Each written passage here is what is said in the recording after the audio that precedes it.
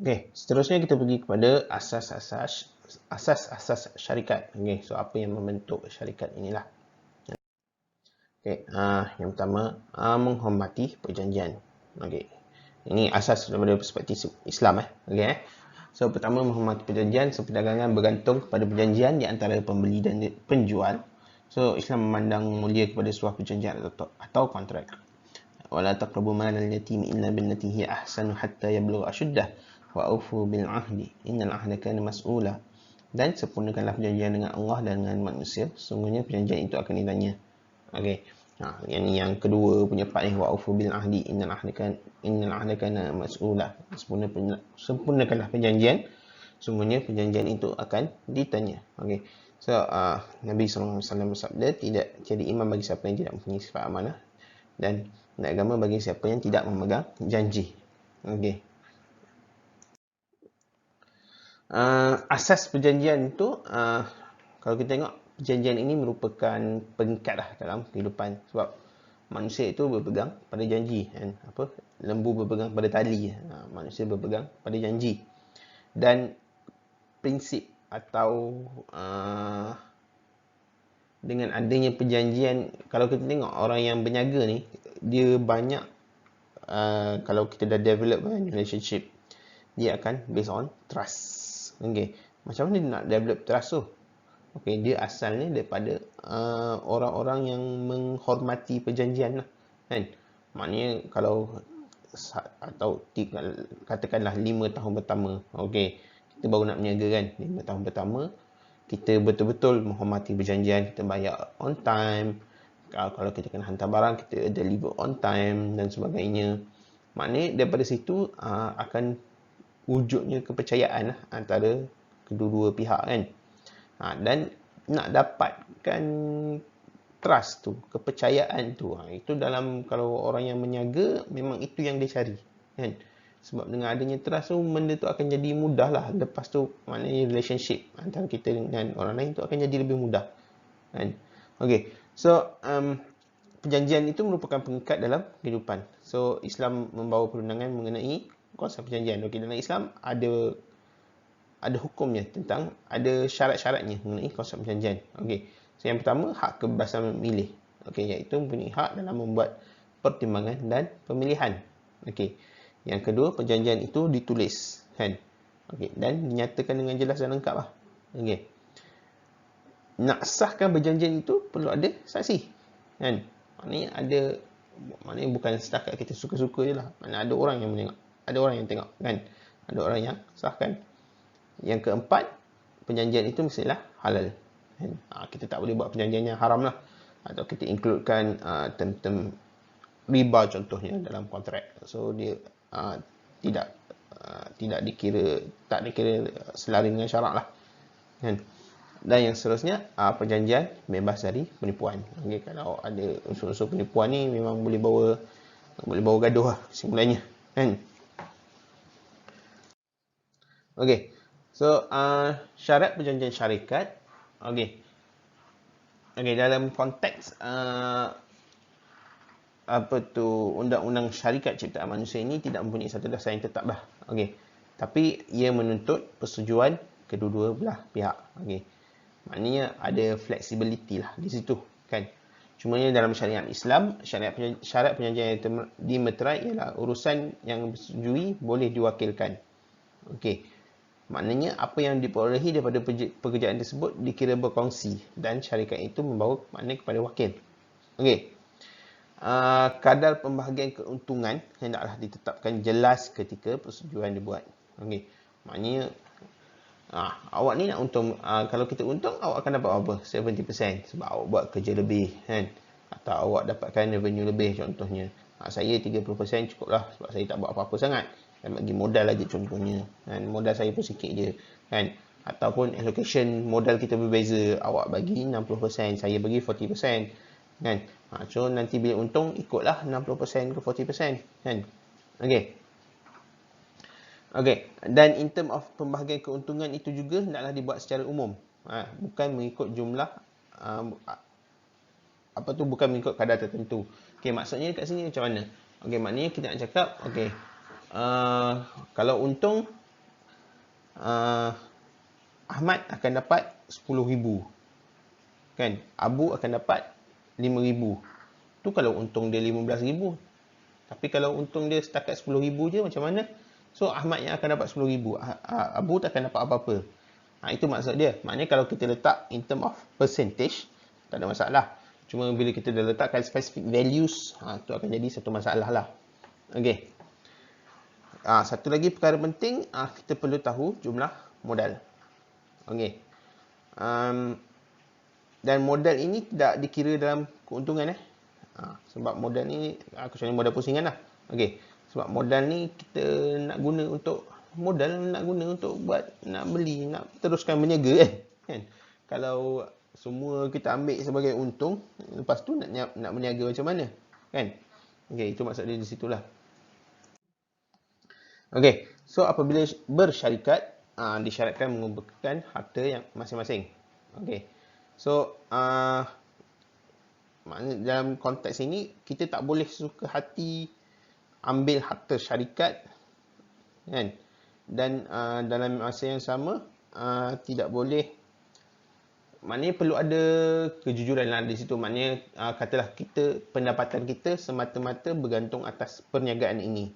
Okey, perniagaan katalah jual laptop lah katakan. Okey, so daripada perniagaan jual laptop ni, kalau dah buat kira-kira, setahun setiap orang akan dapat 50,000 contohnya. Tapi bila kita tengok tiba-tiba Ahmad dia beli satu aset, katalah kereta yang bernilai 500,000. Tak logik kan. Maknanya di situ kalau dalam istilah kerajaan kita ada pengisytiharan harta lah kan, supaya kita nak tengok logik tak harta-harta yang kita dapat ni kan. Okey, seterusnya objektif syarikat itu hendaklah yang perkara yang diharuskan oleh syarak. Okey, segala aktiviti yang haram adalah dilarang. Okey, yang ni biasalah riba, maisir, qarar. Lepas tu perkara berkaitan dengan rokok, babi dan sebagainya. Yang apa-apa yang diharamkan oleh syarak lah. Termasuklah perkara-perkara yang merosakkan alam dan sebagainya. Okey.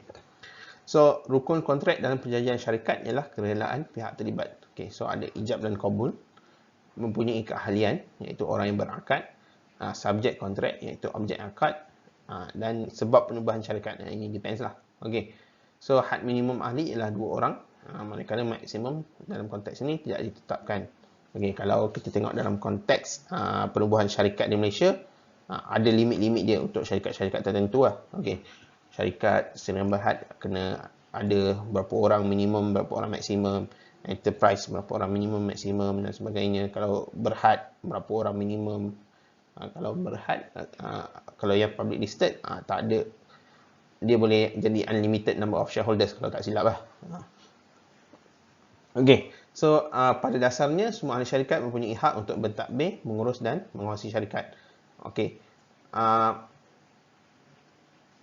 tapi dalam konteks moden ini, contohnya kalau kita tengok syarikat public listed lah, public listed senaraian awam.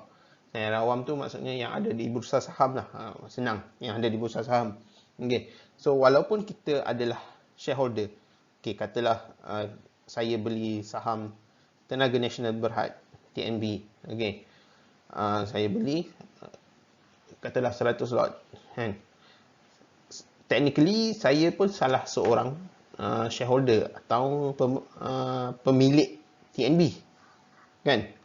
Tapi saya tidak berkuasa membuat keputusan atau terlibat dalam proses pembuatan keputusan lah kan. Sebab sebagai shareholder, salah seorang shareholder, kita telah melantik pengurus syarikat lah, pengarah syarikat lah. Kita dah lantik CEO, kita dah lantik managing director dan sebagainya. Lepas tu dah lantik C-suite, adalah CFO, CTO, CRO. Tahu tak CTO, Chief Technology Officer, CMO, Chief Marketing Officer, CFO, Chief Financial Officer, kalau CRO, Chief Risk Officer, Lepas tu boleh jadi human resource dan sebagainya. Okay, so mereka-mereka inilah yang dilantik technically lah oleh shareholders untuk menguruskan syarikat. Okay, persoalannya bila shareholders ni boleh, maknanya kita sebagai pemilik syarikat kan, bila kita boleh bersuara. Okay, so kita boleh bersuara untuk kepentingan kita. Okay, bila? Masa AGM, masa annual general meeting. So masa annual general meeting tu, walaupun kita hanya memiliki lot saham yang minimum, katalah kita ada 100 lot je kan, tapi kita pun technically dah jadi shareholder, so kita boleh bersuara kan. Ni dah jauh pula perginya kan. Okay, so seterusnya perjanjian itu dikira rosak jika perkongsian itu membawa kemudaratan.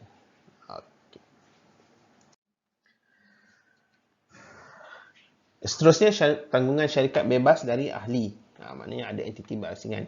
Okey, syarikat perlu berdiri dengan namanya sendiri, iaitu syarikat mempunyai tanggungan berasingan dengan ahli-ahli syarikat. Okey, hal ini membolehkan syarikat menuntut atau dituntut dalam perkara yang berkaitan dengan hak dan kewajipan syarikat. Okey, so technically ini dalam kes Sdn Bhd lah. Okey, sebab dalam kes enterprise, pemilik itu adalah syarikat. Kalau syarikat itu adalah pemilik kan. Okey.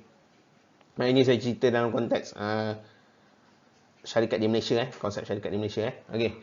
So, kebebasan tanggungan syarikat menjadi seperti berikut. Contohnya, harta yang dimukakan syarikat dikira sebagai harta syarikat, bukan individu atau ahli syarikat, sama ada wang atau barang.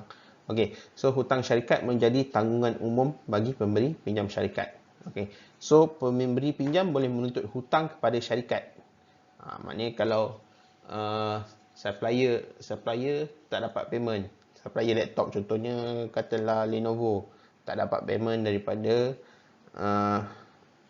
Ahmad Sdn Bhd. Bukan Ahmad lah, syarikat pengedaran komputer Lenovo Malaysia Sdn Bhd.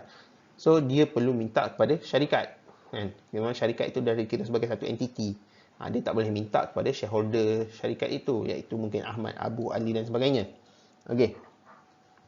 Hutang syarikat bukan tanggungjawab individu untuk selesaikan. Begitu juga sebaliknya. Okey. So, syarikat akan terbubar apabila capai tempoh tertentu atau pencapaian tertentu mengikut perjanjian. Okey, ini depends lah. Ikut perjanjian. Kalau nak bubar lah. Okey. So, apabila pembaharuan berlaku tapi masih punya hutang atau tuntutan, maka pemilik syarikat atau ahli syarikat perlu bertanggungjawab menyelesaikannya. Okey. So, syarikat akan terbatal jika berlakunya kematian ahli syarikat. Okey, ahli syarikat hilang keupayaan atau kecekapan seperti gila dan muflis, perniagaan yang memudaratkan, dan syarikat itu musnah. Okey.